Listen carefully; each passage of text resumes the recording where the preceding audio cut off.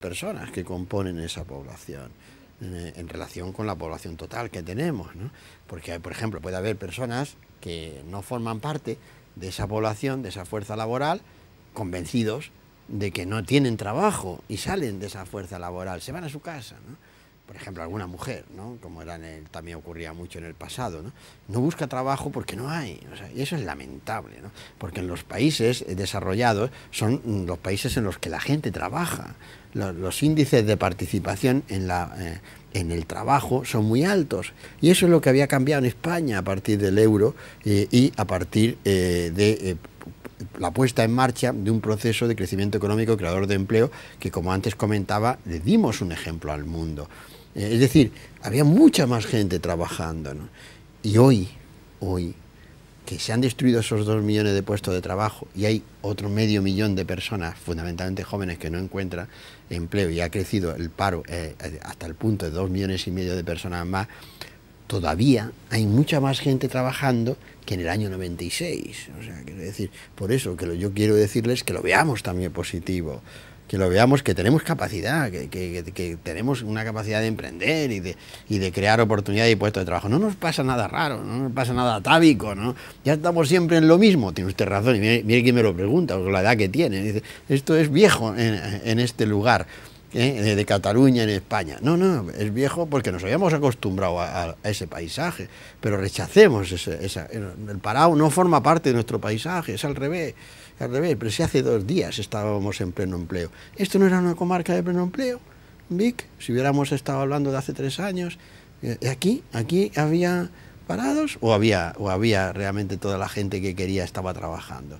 Entonces, esta es la diferencia. Nos ha pasado unos hechos económicos, que se ha restringido el crédito bancario, que se ha respondido muy mal, que se ha tratado de compensar esto con gasto público, ahora suben los impuestos, no se hacen las reformas laborales, no se hacen las reformas económicas que necesita nuestro país. Eso es lo que nos está pasando. Vamos al crédito. Le pediría brevedad porque nos quedan 2 minutos de entrevista y no quiero dejar de hacerle 3 preguntas que tengo aún. Vamos al crédito. Las fusiones entre las cajas de ahorros, ¿era necesario? O si estas, por muy grandes que sean, no dan crédito, como decíamos al principio de la entrevista, el 85% de los empleados son de las pymes, pequeñas y medianas empresas. Si no tienen crédito, se nos va todo. Yo soy muy escéptico respecto de esas fusiones como se están promoviendo en España. Muy escéptico. ¿No era necesario hacerlo? Sí, es necesario, pero no va a ser suficiente. Se están haciendo, para entendernos, demasiado por las buenas. Se están haciendo como procesos de adornarse, de incluso incrementar su tamaño, y no es eso, no es eso. Se tendría que estar saneando esos balances bancarios mucho más deprisa de lo que se está haciendo. ¿No van a dar crédito en el futuro tampoco? Ese es el riesgo, que no den suficiente crédito en el futuro. ¿Por qué? Pues porque ese dinero que están tomando, ese dinero público que se está comprometiendo, se está haciendo a un tipo de interés tan alto que no van a ser capaces de hacerle frente a la devolución de ese crédito que ellas reciben para financiar la fusión. Y esto es un problema. Y lo vamos a notar enseguida, ese problema. Y no va a haber crédito, claro. ¿Los créditos ICO han funcionado como debían? No, es que es imposible. El ICO no puede suplir nunca lo que es la oferta de crédito de todo este conjunto de bancos, cajas de ahorro, cooperativas de crédito, cajas rurales que tenemos. O sea, es que es imposible. No hay que crear falsas expectativas con el ICO. El ICO tiene una capacidad de acción que está bien, pero es limitada. Hablaba usted de la inmigración. Está en una ciudad que fue el epicentro de la noticia hace unas semanas, unos meses, sobre la inmigración. Hubo un economista que dijo, un país que no tiene hijos necesita inmigrantes. Esto lo relaciono con la noticia de hace unos días del PP en Badalona. García Albiol relacionaba en un panfleto la inmigración con la delincuencia. ¿Qué pasa? Cuando los necesitamos para trabajar, los queremos, y cuando no, que se vayan. No. ¿Está de acuerdo con las declaraciones de García Albiol en el PP de Badalona? No, es que eso no son las declaraciones, si me permite. No, vamos a ver, que la gran mayoría de las personas que han venido a trabajar y a vivir con nosotros. Y hay una parte pequeña, pero una parte que son delincuentes. Y a esa parte hay que aplicarle la ley y también la expulsión, porque la inmigración tiene que ser legal, y la gran mayoría han venido con nosotros. Han hecho una gran aportación viniendo, porque han venido a toda España y a Cataluña y a Vic cuando han descubierto que en toda España, en Cataluña y en Vic y en Badalona había trabajo, que por cierto era un gran descubrimiento, eso de que hubiera trabajo, porque a comienzos de los 90 no había trabajo. Por eso le decía, la gran diferencia es que había trabajo. ¿Por qué? Porque hay crecimiento económico y es el momento en el que puedes incrementar la población, eso es lo que significa. Puedes incrementar la población, no solo por razón de la baja natalidad que tengas, no, sino porque esa gente también con su presencia incrementa la actividad económica. Por tanto, no hay que verlos, o sea, como solo una derivada preocupante o tal, ¿no? Ahora bien, esto es un proceso en el que evidentemente hay que regularizarlo, hay que normalizarlo y hay que evitar que en sí mismo sea fuente de delincuencia. Lo del panfleto del PP en Badalona, Alicia Sánchez Camacho pidió disculpas si alguien se había ofendido. Eso es lo que tiene que hacer la presidenta. Yo celebro que eso sea así, ¿no? Claro que sí, pero para eso estamos en la vida pública.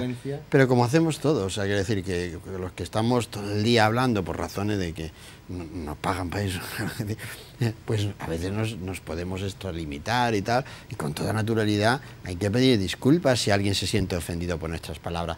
Está claro que el Partido Popular en Cataluña ni en toda España quiere ofender a nadie en términos de inmigrantes, ¿no?